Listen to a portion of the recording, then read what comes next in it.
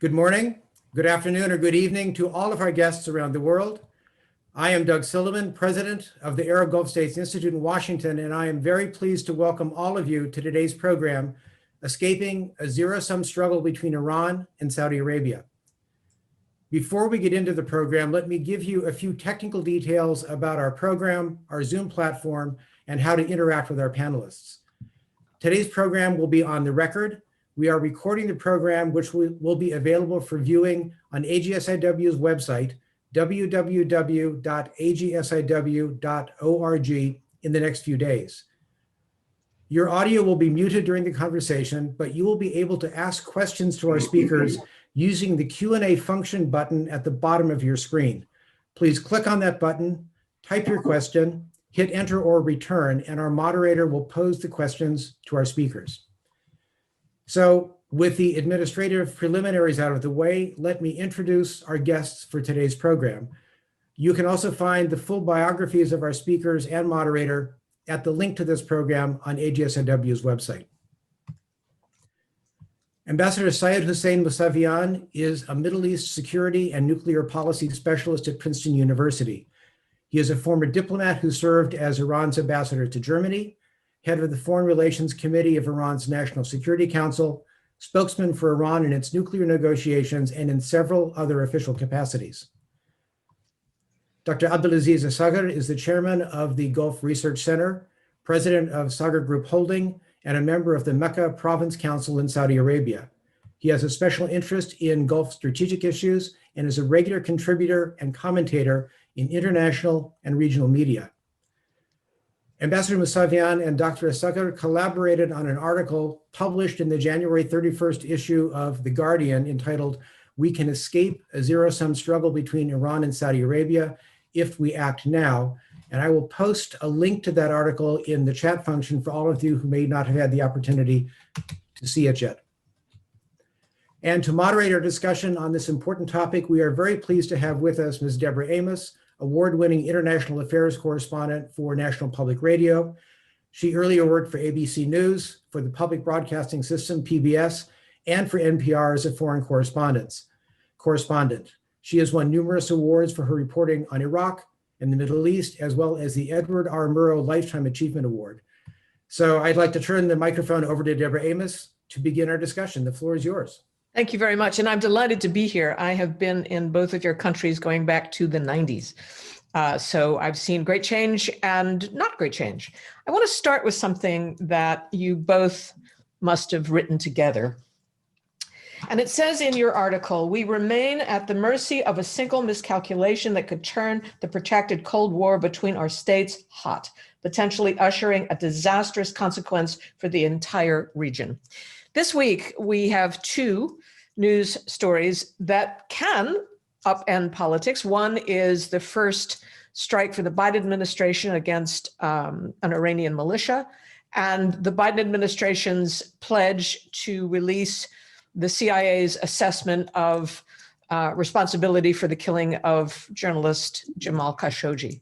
I want to ask both of you if these are the kinds of events that can turn this contest hot, and if not, does it at least change the stakes? Let me start with you, Dr. Abdulaziz. Well, let me start by saying good morning, good afternoon, good evening, wherever you are in the world. Thank you very much for the Gulf Institute for this invitation, and thank you, Deborah, for moderating our session with Ambassador Hussein Mousavian. Both incidents that you mentioned are important. I think there was a big concern regarding the attack on the U.S. forces, in north of Iraq, particularly in Erbil, last week, and that was a concern. At the same time, there was too many media story about releasing the non-classified report about Jamal Khashoggi by the CIA. I'm not surprised on both sides, because I think with regard to the report that concerning Saudi Arabia and Jamal Khashoggi to be released by the CIA, it was held before by President Trump, but at the same time, we will all are anxious to read it and to see what's in it there.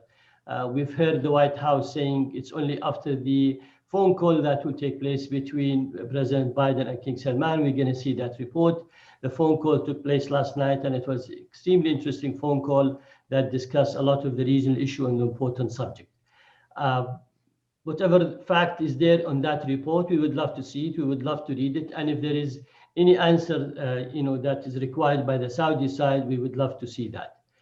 At the same time, on the Erbil and what happened on the attack, I think from my point of view, we look at the U.S. concern in the Middle East too. One is the nuclear program, because that's on the non-proliferation issues is extremely important, and it's important for the safety and the security of Israel. The second issue, of course, is the safety of the U.S. Troops and soldiers in the region. So, we're sure that this is a great concern. This is why we've had the Iraqi president and the prime minister of Iraq speaking to President Biden, trying to endorse. And we all in the region need to endorse and support the strength and having a strong centralized government in Iraq. Whether that can be achieved in the short term or no, but I'm sure one of the area of great cooperation in Iraq, we see it between the US and the Gulf countries, of course, is two. One, containing ISIS and the way how to deal with terrorist operation and the militia attack that taking place. And second, of course, is containing external intervention in Iraq, being it Turkey or Iran, to reduce that sort of spheres of influence and intervention on Iraq, because still we would like to see a unified Iraq, very national government that we would like to see, and a strong central government that can deal with all important issues for Iraq. Ambassador Mousavian, will there be factions in Iran who will want to escalate this, who will want to take a punch back? First of all, let me say good morning or good afternoon or good evening to the participants wherever they are. And thanks also you, Deborah, moderating, and thanks to the Arab Institute in Washington for arranging this event.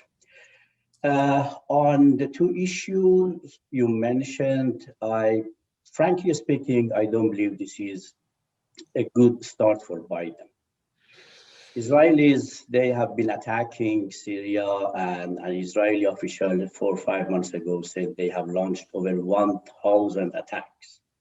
I believe Israeli attacks always has been in coordination with the US, and now the US attack also is in coordination with the Israelis. This is what has been going on for 3 years, 4 years, hundreds of such attacks with no solution. If I were President Biden, I would think about solution rather than these radical steps to radicalize the tension in the region. A year ago, I wrote an op-ed and suggested a quadrilateral military contact between Saudi Arabia, Iraq, Iran, and the US. Because I believe powers like Turkey, Iran, Saudi Arabia, Iraq, they need to sit together, at least at the military level, to have a contact to contain such tensions, because really nobody knows where these attacks are coming from, and it can take every side to more tension, more conflict, and ultimately to a war. On the Iranian side, frankly speaking, although we have two major different schools of thought, for example, one is pro Jcpoa nuclear deal, one is opposing, and the two different schools of thought, they have different ideas about how to have a regional policy, of course. But both of them, they really want a stable Iraq, because Iran has over 800 kilometers of common border with Iraq.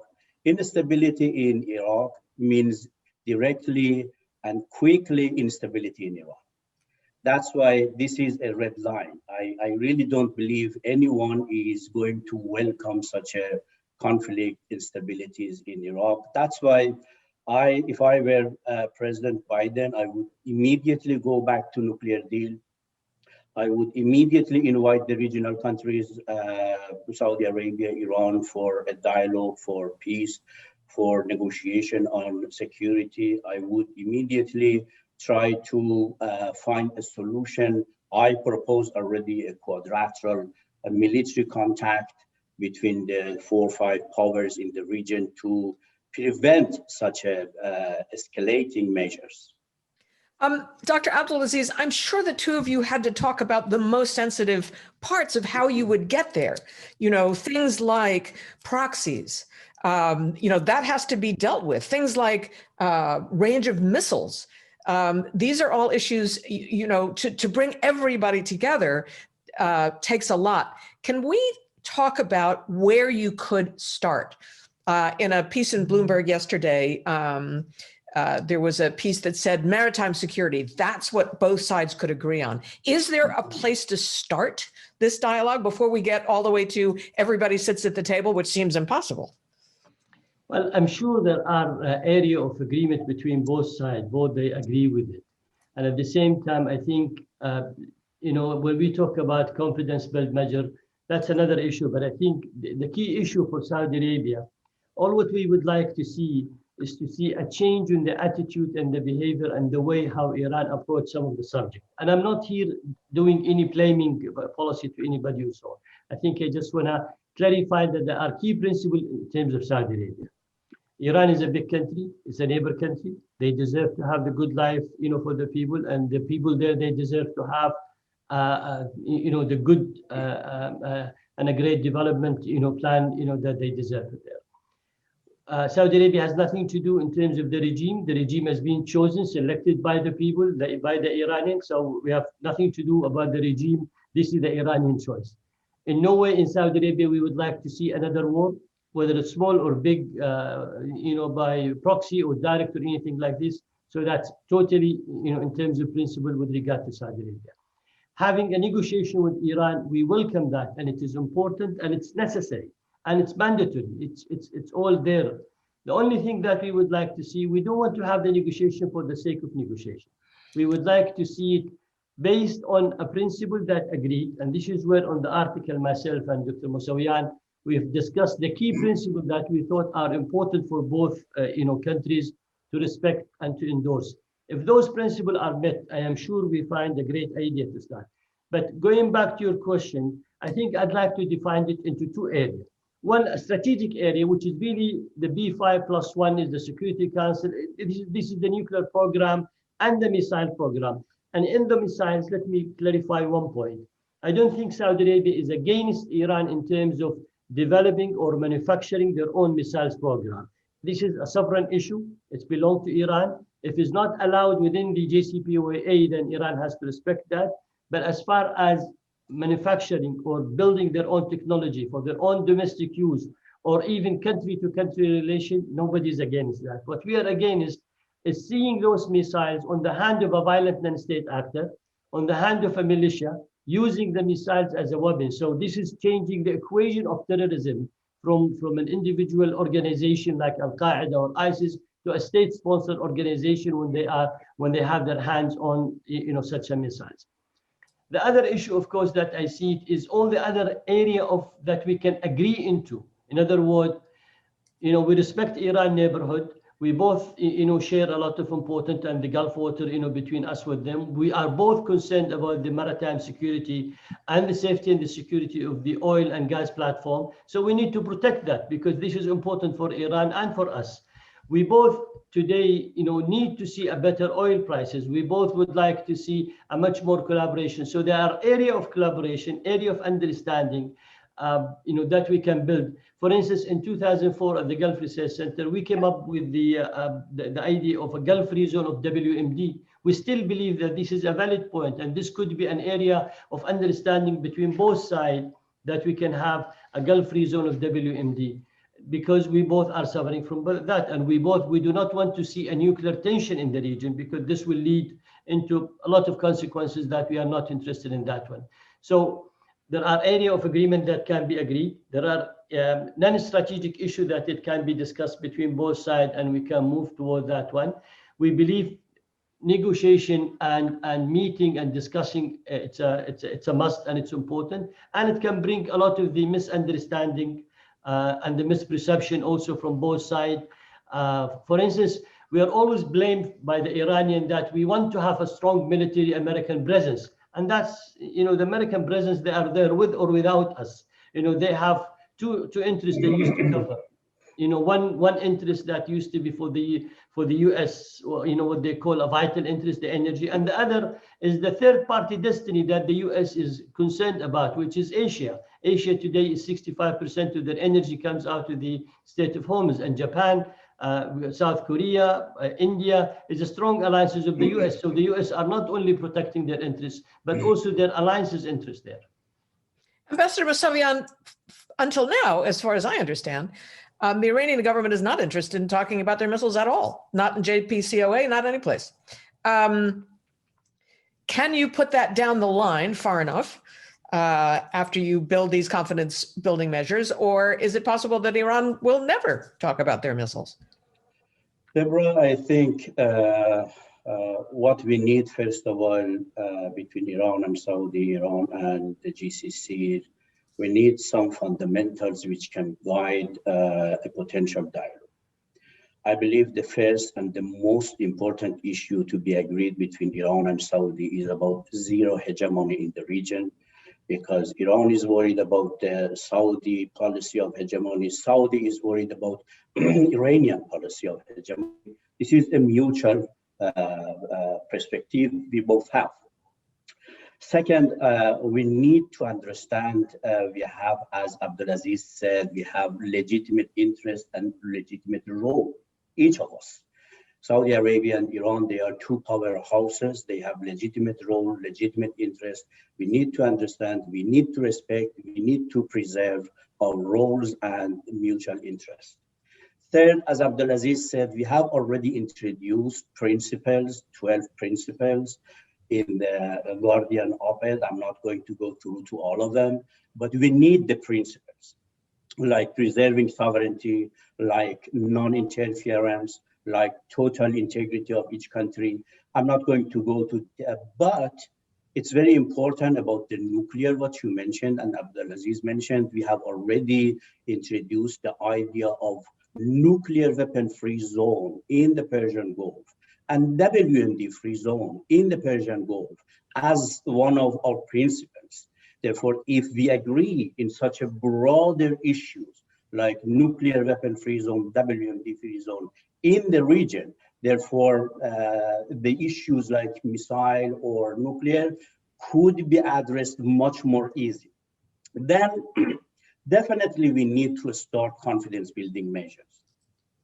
I always have said we need step one is to stop hostile rhetorics.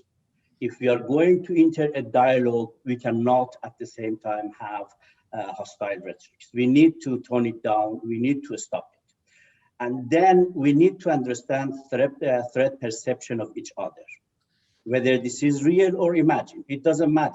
We have to understand what is really the threat perception of GCC outside of Saudi Arabia. And they also need to understand the Iranian threat perceptions. Then we have a lot of important common interests as CBM, confidence building measures, we can immediately start. I would say number one is Corona is very easy. It is a disaster for whole region. Number two is maritime security. Number three is energy security. Number four, we have a lot of environmental issues as a common interest. Number five is drug trafficking. Number six is organized crime. We have a lot of such issues, which is not really a contentional issues between the two countries, which would be really good for both of us. Then we need a plan of action. As we have mentioned in the article with Abdulaziz, plan of action is a direct negotiations should start between the two countries bilaterally. And I suggest the first and the most important is to revive the security pact already we signed in 1999 or 2000. And then we need to start to reestablish the diplomatic ties, because as far as we don't have embassies, we don't have diplomats. How do we want to follow all these good issues? And then we need a broader dialogue, as Abdulaziz mentioned, about the security and stability in the whole region, 8 countries around the Persian Gulf.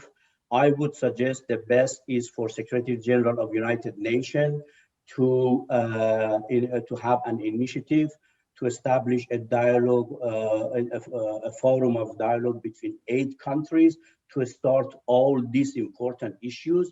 And the end state, Deborah, is very important. I believe at the beginning, we need to agree that the end state would be a regional security cooperation system like OSCE, like EU, which every country, 8 countries, they would have equal fitting. There would be no hegemony. There would be full cooperation economically, politically, military, security, and everything.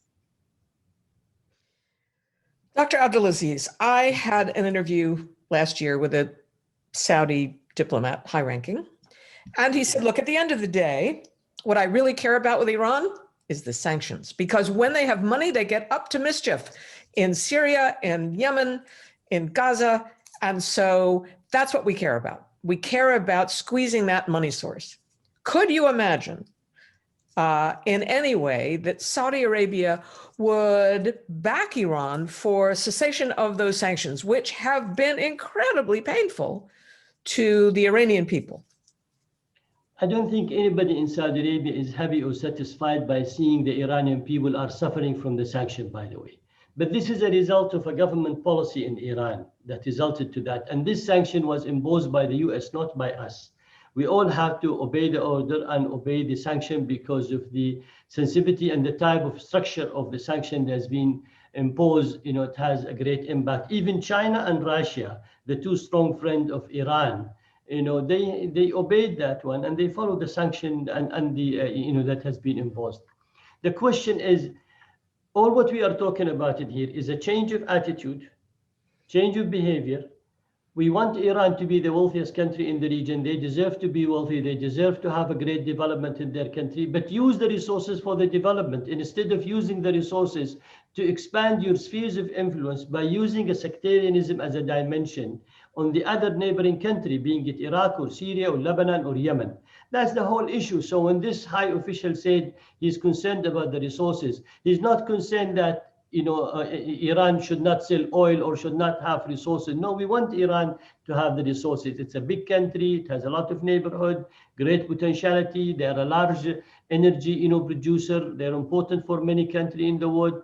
But all what we are saying, instead if you use this money to support Hezbollah in Lebanon, to disturb the government, the Lebanese government, and instead of using it in Syria to support a regime like al-Assad there and to have a battle or support the militia there, or the 47 different Hashd al-Sha'bi militia in Iraq or Houthi in Yemen, use it for the development in Iran. We will be happy to contribute and to be as an investor in Iran, you know, if that situation happened and take place. Ambassador, you write in your points, you do talk about sovereignty. Can I understand that to mean that Iran should move out of Syria? That is a sovereignty issue, or do you not see it that way?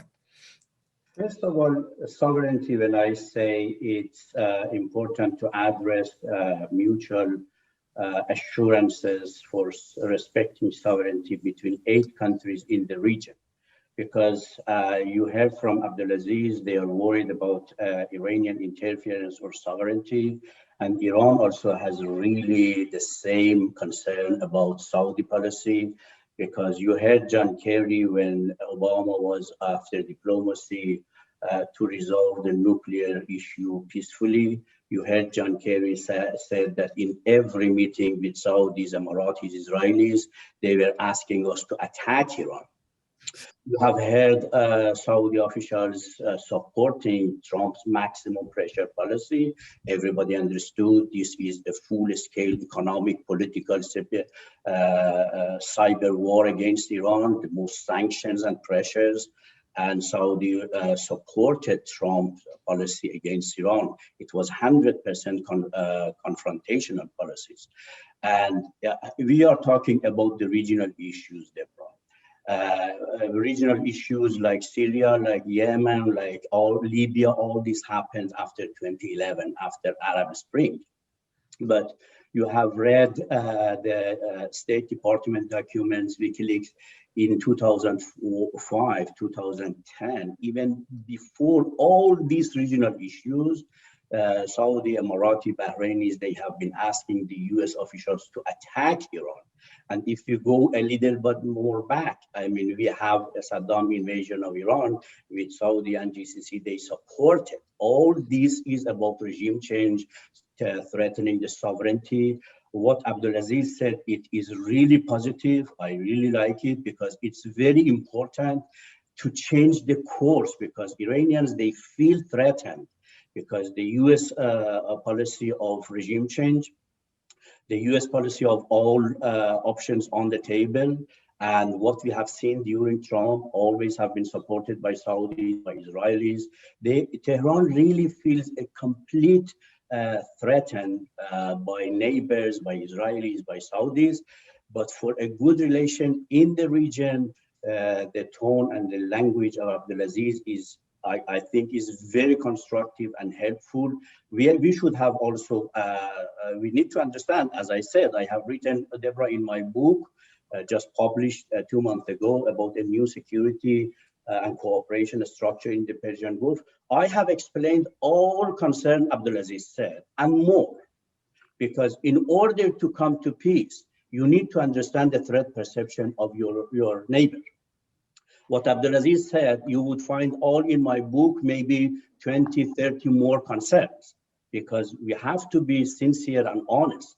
We have to understand our neighbors' threat perception, and also they need to understand. We don't want Saudi Arabia, our neighbor, to sit with Israel or the US to attack Iran, to sanction Iran, to kill Jcpoa, to go for a military strike on Iran, and that's the way to go. On Syria, I believe, first of all, we need to resolve our bilateral issues, and then we need to find an arrangement for the Persian Gulf for the 8 neighbors. And then we need to go for a common understanding or the same principles Abdulaziz and we have introduced in our op-ed. I believe we need to introduce the same principles. Hopefully, I would be able to work with Abdulaziz to talk together whether we can introduce the same principles for crisis management in the region, Deborah. We have crisis in Syria, we have in Iraq, we have in Iran, Yemen, we have in Bahrain, we have a lot of, we have in Libya. We need Saudi Arabia, Iran, Turkey, Iraq, the big powers, even the other members of GCC. We need to respect all of them as a member to agree on some principles. For example, the rule of majority or the will of majority, peaceful settlement for the crisis, immunity for the minorities, power sharing in every country. In Iraq, we have Shia is majority. In Syria, we have Sunni majority. In Afghanistan, we have Sunni majority. You know, we need to respect the rule or the will of the majorities. Such a principle, new constitution, election, peace, reconstruction of these countries, these are a type of principles that we need to agree as the principles for Iran and Saudi Arabia, Iran and international powers, the regional powers and international powers to work together for crisis management in the region. At the end, we need to resolve the crisis because we cannot have only stability in one country or part of this region as long as we have crises, wars, civil wars, terrorism in other parts of the region. So I'm going to begin with a question that we have in our Q&A box. Oh, hang on. Dr. Aziz, I feel that you need to respond. Please go. It's not I need to respond, but I just want to say it's very important to have a great security architecture for the region. And so far, we have 4 initiatives now as far as security architecture for the region. We have the US MESA, we have the Russian proposal, we have the European proposal, and we have the Hermes proposal by President Rouhani that he launched it in September 2019, which is non-aggression, non-intervention. I think they all sound good, but maybe what we need is to find a common interest between all of us there. How can we find, because ultimately we don't want to depend on external resources to provide security for our region. We would like to have this to be within the region to be structured. And if we have a security structure that guarantee the safety and the security of every one of the country, being it a small state or a big state, respecting all the principles that we have discussed about it, then we have less requirement for an external presence in the region here, which is not in the interest of Iran, not in the interest of us, and so, but at the same time, a guarantor role is important. That guarantor can be B5+1, maybe the United Nations, EU, all of this, they can play, because, the interest is, for everybody to have a secure and stable region, as far as we are concerned there. So, what I'm saying, that yes, we need to find a formula. We need to agree in it. We need to address everybody concerned. And we start with the perception. As, Dr. Hussein said, that, perception from our point of view might be different than the Iranian, but at least we explain to each other, why did we have to request a US presence in the region? Why is that was important for us? Because of the interventionist policy and the expansionist policy. We saw it from Iran intervening in all the domestic matter, and so that have justified for the reason that sort of attitude and behavior. I'm going to take a question from the audience. There's lots of them. So if anybody else wants to, please do. And this comes from Janet Alberta. She says, I want to compliment both on their article in The Guardian, very well received by many diplomats working towards regional stability. However, the issue of having a regional security framework that we all have been pleading for and still plead for kind of falls quiet if you talk about it with relevant interlocutors. My question, what should be the first step now to have both countries talking to each other again? And how can we, as the international community, help beyond JCPOA? So it's happened before. The Saudis and the Iranians have talked before. So what practically has to happen before we see that meeting? Let's start with you, Dr. Abdulaziz, and then Ambassador Mousavian. Thank you for the question. I think the key principle is changing attitude and messages that we receive. You can't, convince the Saudi leadership that Iran wanted to have a security and peaceful talk if the same message, keep repeating, coming from different side on Iran, taking a hardliner approach in that one. Being it, we can close the State of Hormuz, the monarch system is this, all the sort of negative messages that we get. And we need to have the political will and the agreement from both sides, to say, yes, we both agree. We have the principle that we are agreeing in it, and we have the agenda that we would like to discuss, whether it's an environment, as Dr. Hussein said, or, being it the maritime issue, or intervention, or sectarianism issue, whatever is issues that we need to talk. But at least we can start somewhere by a goodwill from both sides, by respecting each other, and by changing attitude that concern both and deal with the perception of both concerned. Okay, let me go to another question, and we'll go to Ambassador Mousavian. This is a combined question. A couple of people asked this, and it's on the U.S. role. What can the Biden administration do to ease tensions specifically? How much or how little U.S. support do you both foresee as optimal in pursuing some of the objectives you presented in your article? This week, we've seen some very specific Biden administration behavior. One is a bombing run. Two is the release of something that will cause controversy in the relationship. Let me start with you, Ambassador. What specifically can the Biden administration do? I believe the most important issue, the Biden administration should decide whether the U.S. Last 70 years strategy he wants to continue. For 70 years, the U.S. core strategy in the region has been dominating the region and hegemony policy. Does the US want to continue the same policy or not? If yes, then does the US want to dominate every country? If yes, then Iran would resist. Then we would have conflict like the conflicts we have had during the last 40 years.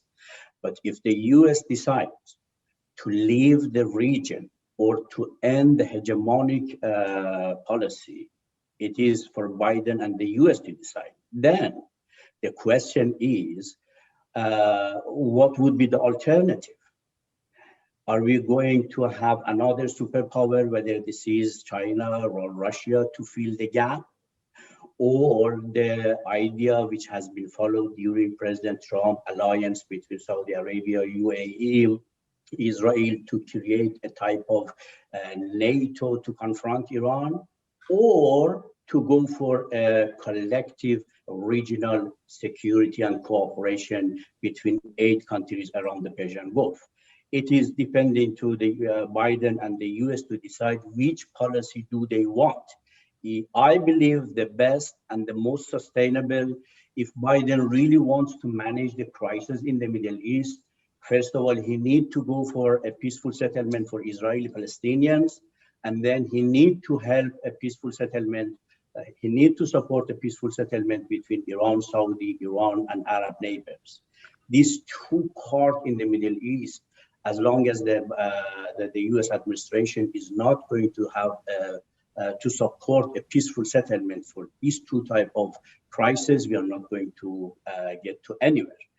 That's why we have already developed Resolution 598. It has already called on Secretary General to talk with the 8 countries about the sustainable security and peace.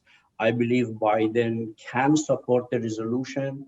The P5, they can give mandate to Secretary General to sit with 8 countries and to talk about the steps. Then Abdulaziz said, I'm also reiterating, we have a lot of easy confidence building measures, which really does not need condition or precondition. We can talk to each other rather than talk at each other. Why we should talk about each other with the other countries? We are neighbors, we are brothers, we can sit together and we can talk together. Abdulaziz and I, we are talking for many years and we really like each other, we respect each other, we understand each other. Why not our 2 leaders continue the same mindset? And then what 6 examples I gave, Corona, maritime security, energy security, drug trafficking, there is no cost, this is all benefits. And then I already said, we need to stop the hostile rhetorics in order to facilitate a dialogue. All these issues we can start before a regional arrangement. The question was about this.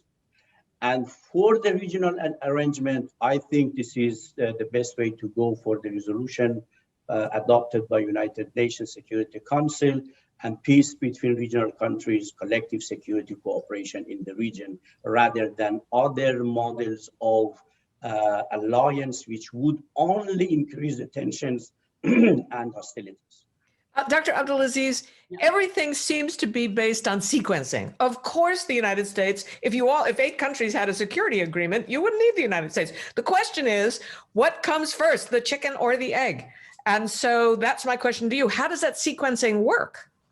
I think the big role for the US could be, honestly, is to be a sponsor of such a talk and a sponsor of sort of, agreeing between the two sides, because any agreement between Iran and Saudi Arabia under the auspices of the US and the understanding and encouragement of that one, that will help to de-escalate tension. A lot, and by de-escalating tension means the US troop in the region will be safe. They are not going to get any attack by any militia supported by any party. It's going to ensure the flow of energy supply to Southeast Asia and the Asian country, that which is the alliances of the US, is going to again reassess, because we understand the US concerned about China and Russia role in the region. And I can, we all stand on that, quite well, and understand that quite well. So we understand that. But if the US played a role of encouragement, sponsoring, putting the two parties together, bringing agenda, together, it will help a lot. Ambassador Mousavian, this is a question from Barbara Slavin. How confident are you, and this is a question about sequencing, confident are you that Iran will agree to meet with the US under EU auspices to sequence return to the Jcpoa? Could the US strike in Syria and threats of new condemnation at the IAEA derail this? Iran and the P5+1, they were meeting together while Israel was attacking Syria.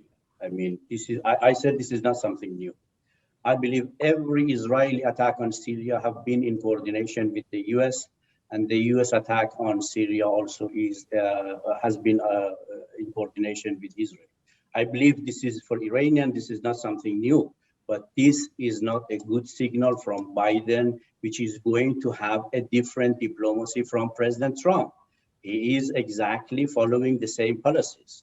On JCPOA, he's delaying, no lifting sanctions, putting condition and precondition for negotiations, and then going to regional attacks and so.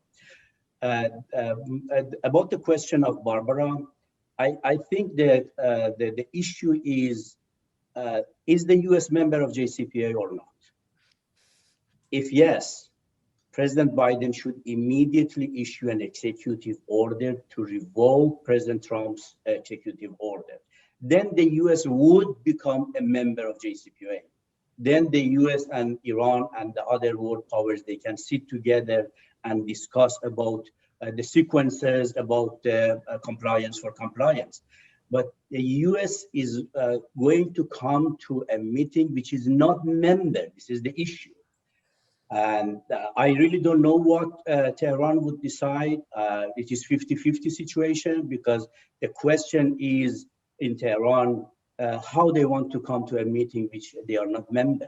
The US should first become a member and then come to the meeting. Would if Biden did the executive order, would that move 50-50 to 60-40? Yes, I believe if he issues the executive order, it means the US is a member. Then the question would be, how do we go for compliance for compliance? Then if there is a meeting between P5+1 and Iran to define and to agree and to synchronize the steps, this would be normal, legitimate, and realistic. Okay, here's to both of you from Mike Day. I understand the desire to start with non-controversial topics such as maritime security, protecting oil infrastructure, and environmental cooperation. But the situation in Yemen is urgent and desperate, and progress on this issue will pay massive dividends. Saudi Arabia has signaled a willingness to adhere to a ceasefire. Is Iran prepared to push the Houthis to do the same, and particularly to end their offensive on Marib? And what can Saudi Arabia and the US do? Dr. Abdulaziz. Okay. Let me tell you what is the Saudi interest in Yemen. How do you wish to see it there? We would like to have a safe border, safe maritime security, maritime issues. At the same time, we do not wish to see any external military bases in Yemen that can represent a threat to Saudi Arabia. We're not fully responsible for the reconstruction of Yemen or any decision that related to the military act on Yemen. At the same time, the South Yemen, if they would like to have their own, back to their own independency, May 1990, before they merged together under the UN referendum, I think they should have the choice, to vote for that one. And we'd like to maintain and keep all agreement that has been signed before between Yemen and Saudi Arabia. This is our. Now, to achieve that goal, we need to have a guarantor. Who is the best guarantor than the US? The US today is very much focused on two issues. Humanitarian delivery, which we are willing to do it, and we are continuing to do that one, and we have not stopped any military, any sort of humanitarian supply and aid. At the same time, the US is concerned to keep fighting ISIS and Al-Qaeda there, which we have a same goal with them, with that one. But if the US became a guarantor, for, all the issues that I have mentioned, I am sure then we move to a better progress. Iran, again, have invested this little, but also gain a lot in terms of disturbing Saudi Arabia and making the cost for Saudi Arabia on the border. This is a national security issue for Saudi Arabia. We have 1,450 kilo with Yemen. and is not only just reinstalling the legitimate government and so, which is under the 2216, the Security Council is there, but at the same time, it is our national security interest that we need to defend and to keep it. So if Iran stops supporting, if I give you the latest statistic today, we have 355 missiles that came out of the Houthi to Saudi Arabia, that this is what they have launched, the ballistic missile, at least 510 drone, 65 boats, mine boats, floating mines, and then almost 96,000 Katyusha. This is the amount of attack that came from the Houthi towards Saudi Arabia. Yet Saudi Arabia have maintained quite an important balance there. I think what we need to see is strong, and I honestly like a lot, Tim Lenderking. I'm sure he's going to do his best for his job, and I wish him all the best. He was in Saudi Arabia. He's going to Oman and to UAE, Kuwait, to tour the region. And I'm sure US intervention can bring an important solution, because for Iran it's important, and for Saudi Arabia it's important. And also for the region, the Yemeni have suffered a lot in terms of humanitarian, economic, development, all these issues. They need to end this, and next month we will be completing 6 years of such a war there. And it's a war of necessity.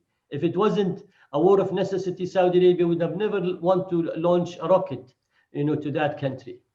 Ambassador Mousavian, can you imagine the Iranian government agreeing to the United States being the guarantor in Yemen? First of all, I really like to see a relation between Iran and Saudi, that Riyadh and Tehran, they consider each other's security like its own security. We need to reach to a situation to consider Saudi security as our own security, and vice versa. This is number one. Number two, I believe the war on Yemen started on a miscalculation. The first day Saudi Arabia launched war on Yemen, I with some other friends, we were in Berlin with late Jamal Khashoggi, and we had a dinner over there. It was a think tank discussion. And I told Jamal, this is a big mistake, because it would take a long time and you are not going to have a good end. And Jamal told me, Hussein, you are making mistake. This would take only 1 week, finish. I believe this was really based on a miscalculation. And now the worst humanitarian disaster, and Yemen has been destroyed practically. Number three, I don't believe, I have a different idea compared to Abdulaziz. I don't believe, Abdulaziz, the US is a good guarantor. You just give me one example. During the last 70 years, the US has been able to manage a crisis in this region. Arab-Israeli peace process for 70 years, now is disaster. Attacking Iraq, disaster. Attacking Afghanistan, disaster. The US has never been able to resolve a crisis in this region through diplomacy and peace. The only crisis was resolved through diplomacy. It was Obama Iranian nuclear crisis, which Trump destroyed. Therefore, even you cannot trust, if the US can manage a crisis through diplomacy, the US would be committed to follow. We saw it about Jcpoa. I have a very different idea. Maybe Abdulaziz would not agree, I can understand, but I really believe if there is a direct confidential negotiations between Tehran and Riyadh, this is the fastest way to finish the Yemen crisis. When you go, I support multilateral approach.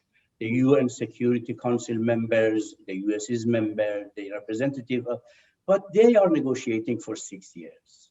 They are negotiating for 6 years. And the key players are clear. Who are the key players over there?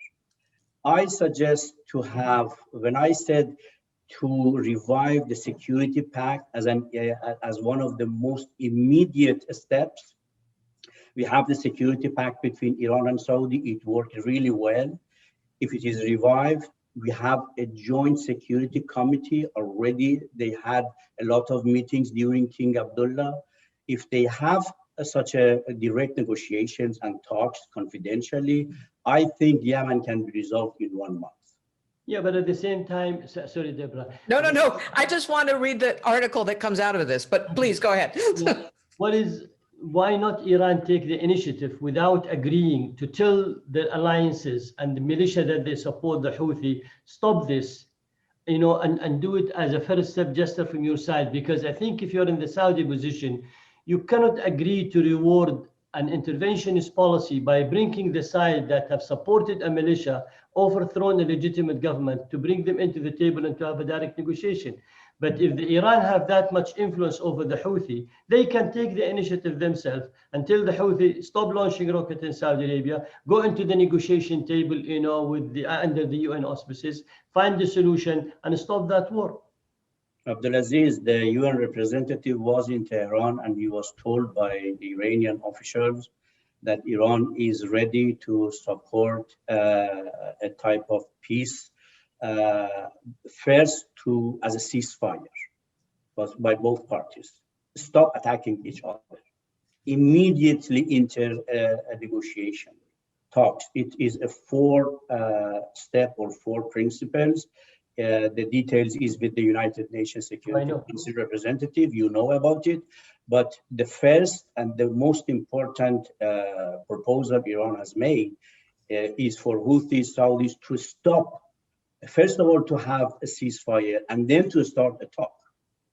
Okay, let's move away from Yemen because I can see that there's a lot, and we're not going to solve it. We're just not. If we were, I would keep going, but we're not. This is a question from Heidi Lane. Does the recent Abraham Accords and the closer relations between Israel and some Gulf states make it easier or make it harder to build further support for some of the things that you're talking about? Let's start with Dr. Abdulaziz. From a Saudi perception, we did not have the relation with Israel. I think we felt that this is a sovereign decision regarding United Arab Emirates and Bahrain to have whatever normalization relation. I think the key difference here, Saudi Arabia would like to have first peace and then normalization. UAE and Bahrain felt that having normalization may help to push toward peace. And I think this is the key gap on the subject. And Ambassador, there may come a time that the Saudis join this. Perhaps the older generation is against, but the younger generation appears to be for. Will it make a big difference? When Abdulaziz and I, when we wrote the op-ed, one of the principles is about preserving sovereignty. This is a sovereignty issue. If anyone at a country wants to have a type of relation with this country or that country, it is a sovereignty issue. This is one. Whether they want to have relation or not, this is their decision. Second, I really don't believe this would help to the security and the stability of Persian Gulf about Israeli interference or such a diplomatic ties. And Israel for 70 years has not been able even to resolve this crisis with Palestinians. How they want to bring peace to Persian Gulf? After 70 years, they just killed the two-state solution. Hundreds of UN resolutions, they destroyed easily. Look at the situation of Egypt after diplomatic ties with Israel. Today, Egypt is in more powerful situation after 40 years of diplomatic ties with Israel, or Jordan. They are in disastrous situation. I don't believe Israel is helpful.